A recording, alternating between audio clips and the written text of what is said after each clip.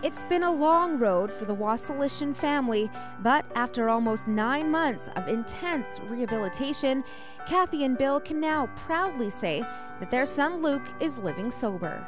It was scary and it was sort of progressive until I realized he had a problem, because a lot of teenagers might be out drinking, or maybe they do some drugs or something, and you don't want that to happen, but you think, oh, this is just a stage. He'll be fine. But then 17-year-old Luke was not fine. He was addicted to drugs and was heading down a path of destruction. At that point, it was a pretty dark spot in my life. I mean, I was lying to all my friends about the drugs I was doing, even because I knew it was a problem at that point, and I was pretty ashamed of, the things that I was doing, and it was a pretty dark spot. My family relationships were torn. I wasn't doing so well in school. I didn't feel too good about myself.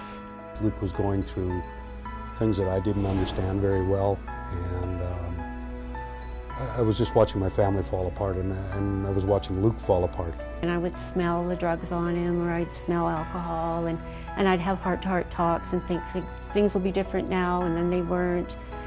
And but I remember there was at one point when I was talking to him and looked in his eye, and it just seemed vacant, and that scared me right down to my core. I imagine it would be pretty hard to send your kid to drug rehab, for intensive drug rehab, but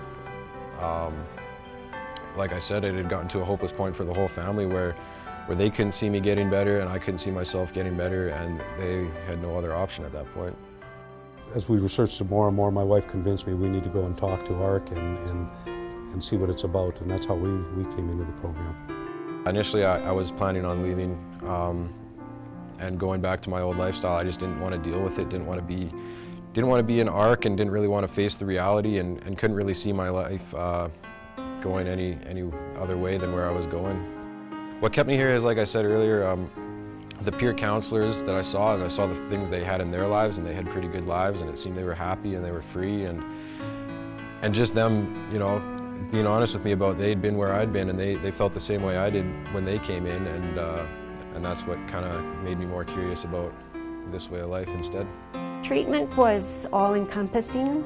It was like being in another world for a while, and it was a good world after we got used to it. It was a huge adjustment. It's pulled my family back together. From what I understand, there's very little else that works. This has worked. My son has been sober for 3 years.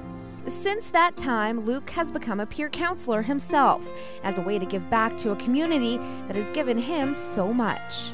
Someone sat down and listened to all my problems, and I just feel like that's a way for me to stay sober myself, and to remind myself of where I came from and the things that I need to do just by helping them out a little bit. There's a temptation to just be scared and not deal with it. Don't turn a blind eye. Don't turn a blind eye.